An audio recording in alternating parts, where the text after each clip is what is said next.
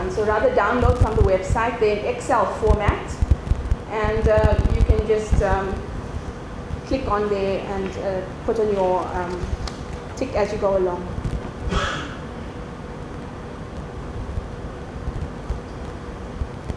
Common dissertation errors, he focused very much on the 4 certain ways to fail, the big deal issues from which there is probably no coming back. The own work type of issues, he didn't get into this one too much, but things to discuss with your supervisor about how much help can you get with regard to different things. I mean, the statistics and things, maybe not so much, but with conceptualization, definitely not with, with writing, how much is too much help, and at which point is it okay to get the help and acknowledge, past which point does it become too much and does it become problematic, and those sorts of issues are discussed in that chapter. Also, ethical issues, he stressed being aware of what the relevant policies and procedures are, and those are easily accessible on the website.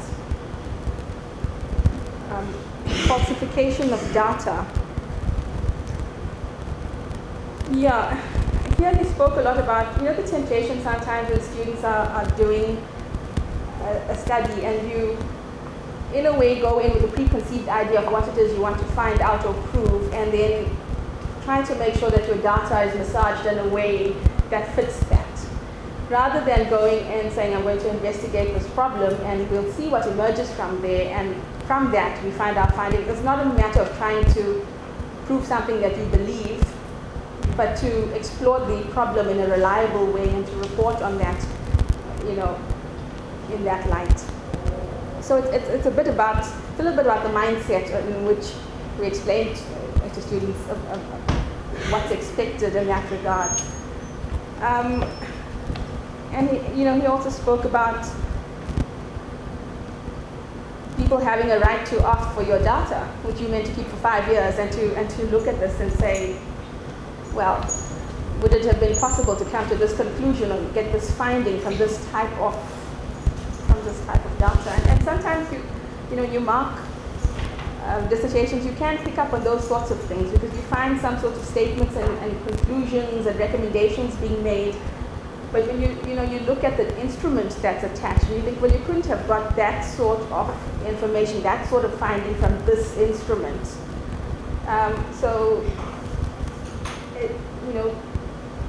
Those things can be picked up on and are to be avoided at all costs. And then plagiarism.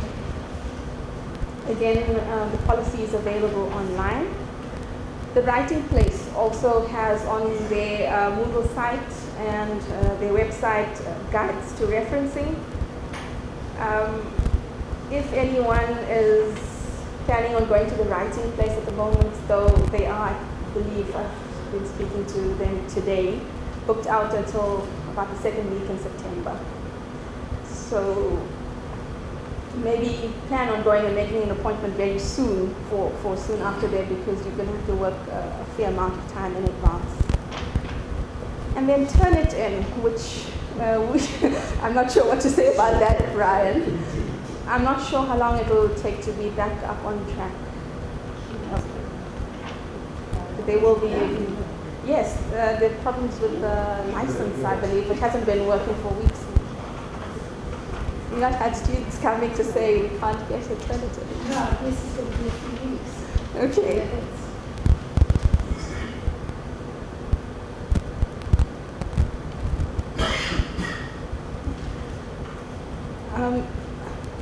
These parts are also up on the website, especially the last bit down there. There's 21 ways to sabotage your dissertation. These are listed up on the website.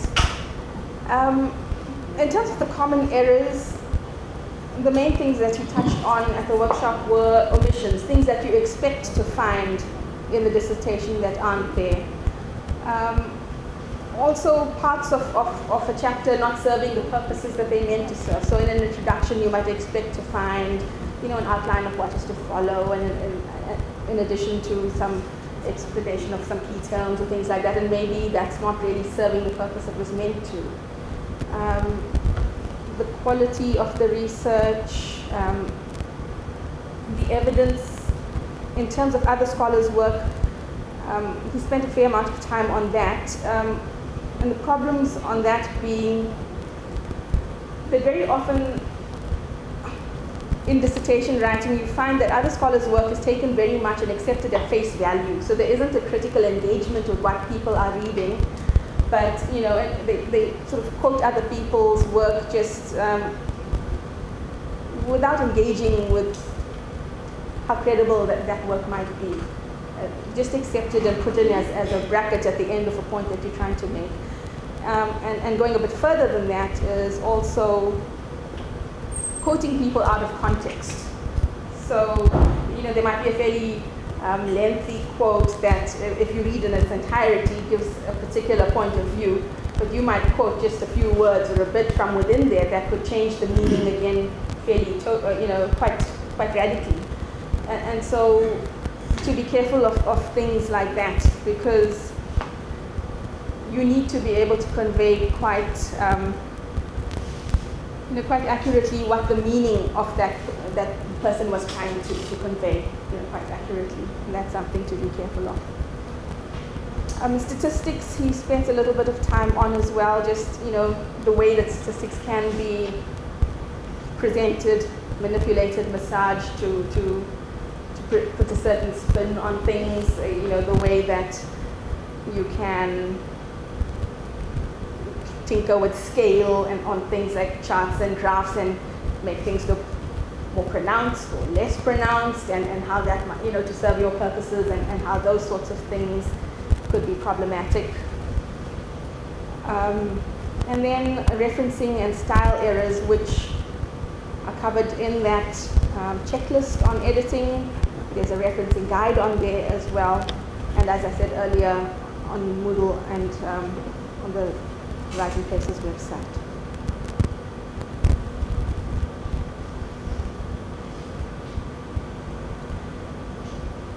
What he suggests very strongly as well is taking a more critical approach to your own writing, not just writing up a chapter and plonking it down on your supervisor's desk and expecting them to now look at it and tell you, okay, go off and do this and do that. But try and engage in that sort of thinking about your work yourself. Read it with a critical eye and see what its strengths might be, what its weaknesses might be, what you would need to attend to, where you need to beef things up, and so on. And he does have a couple of generic marking sheets available on his website to help you with that. And these are the typical sort of marking sheets that an external examiner might be sent when they get your work to mark. Okay? So the first one is it's a marking sheet. It's a more checklist type of thing, tick box type of thing.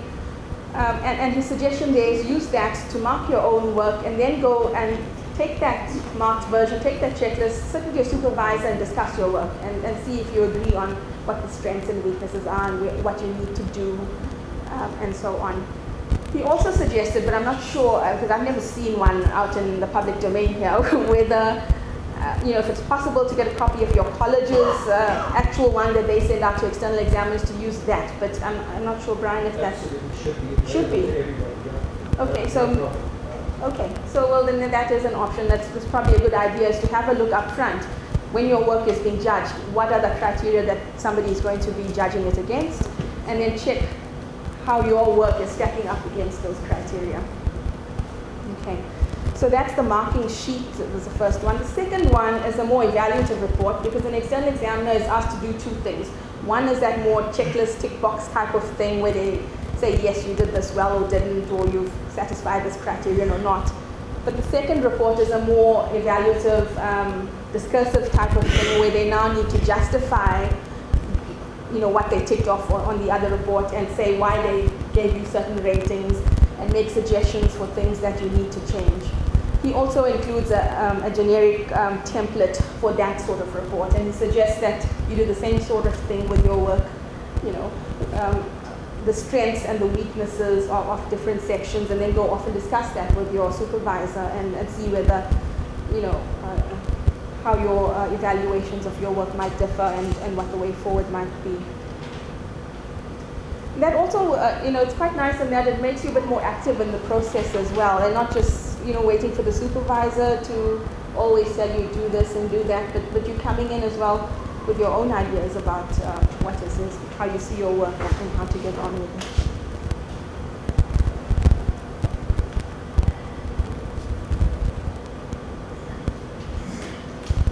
Okay. At the end, there's a whole book's worth of advice there and a whole website's worth of advice, but at the end he said, you could bring it all down to one slide, and these are the basics that would need to be in place. A good plan, and that's not just about drawing up a timeline and saying when you want to do what in terms of time, but also what we were talking about earlier, the structure, the overall structure of the document. The table of contents is a very big fan of drawing up the table of contents first and then writing to the different sections. Of course, being aware that that can change and is flexible, but you know where you're going and you don't lose focus. They'll be looking for problem research questions and hypotheses that are actually workable and viable and real. They'll be looking for methods that play to your strengths, and that there would be data and resources available to enable you to carry out that method. Structure, what we've said before, that what should be in the thesis is there, it's in an order that makes sense, it's logical, it flows, and so on. The supervisor and the keeping in contact with the supervisor rather than going off and doing your own thing for a few months and then giving your supervisor something that comes as a complete surprise to them. Okay. And the index cards, okay, this was an interesting. He suggests, you always carry around with you a little pack of those index cards, these little cards about that size, and every time you come across something that might be pertinent to your study, you just jot it down on a card with a little note on the top as to which chapter it might be relevant for. And then when you're planning to write that particular chapter, you put together all the cards that relate to a particular chapter on the table, and you shuffle them around so that you can see logical order and flow and things like that. So he prefers the index card. If you want to go a little bit more technical, I suppose you could do it in PowerPoint and treat each slide as a sort of index card and shuffle the order around there and print out as well. The editing part, well, spoken about that. The checklists are all on there, but meticulous editing, having examined dissertations before, it does make a difference. We all say the content is the most important thing and the other things are by the way, but when you're reading something and it is riddled with grammatical errors, it distracts you very much from the argument that somebody is trying to make. Your eye is drawn to those things. You spend time getting frustrated on that. And so you're working very much against your own interest, because I'm now paying attention to things that I should not be paying as much attention to, rather than the idea that you're trying to get across. So that's quite important. And then the final thing is handing it in, because I don't think anyone's ever 100% happy with what they've written at the end. You'll never be at the point where you think, this is now perfect, I'm going to hand it in. The second I handed my one and I was thinking, oh no, I should have done this, why did I not do that? That is part of the process, but the point he kept making throughout those 3 days was, you're trying to finish this, and you're not trying to do perfect, you're trying to meet the requirements of what's required for that degree. And you're going to get a chance to do revisions later when you get your comments back. So you don't have to agonize over trying to get everything just so, because that never happens. Especially when you view the writing as a process and you know that every time you look at it, you're going to see some something else and want to do something else, but you have to draw a line somewhere.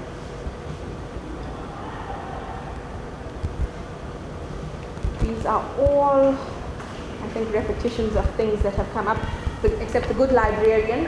He makes a point of, identifying a good librarian and making friends with them and keeping in close contact with them throughout your entire study, because they can really help you to find useful material for your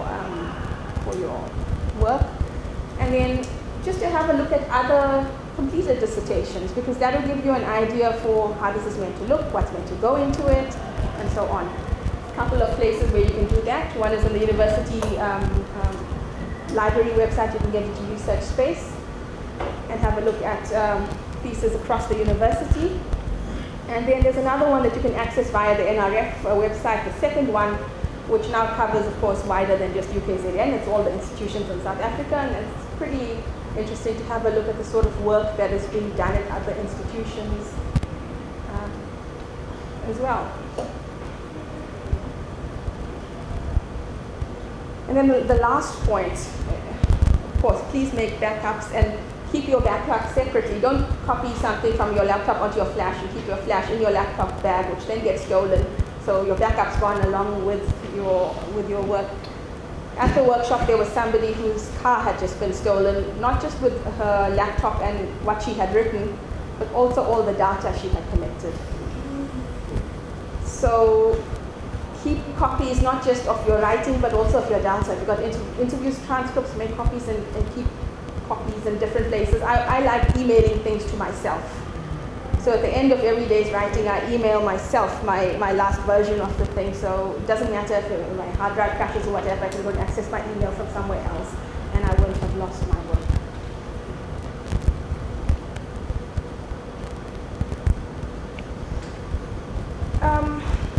And this is just, again, a reminder of all the different tools and software that are available on that website. Checklist, referencing guides, study forums. Got a lot of hints as well on how to use shortcuts and templates in MS Word for big documents and styles and all of those sorts of things. It's also got links to software, things like dictionaries, thesaurus, bibliography manager thing. We have EndNote here and RefWorks, but he's got a different one on there as well. Got a couple of data analysis tools, although I had a look at the qualitative one and it's a few years out of date and not supported too much, so I'd be wary about that one, but there is some quantitative stuff there. There's a program to help you do backups, and there's something that you can use for optical scanning. If you see something interesting and you want to take a picture and then download it to your computer and have it there in text, you can do that. And you can sign up to get news on conferences in your area of interest as well. Okay, so there's a whole lucky packet of things available on that site, and I highly recommend going and playing around a little bit and just seeing what's available there. And then finally,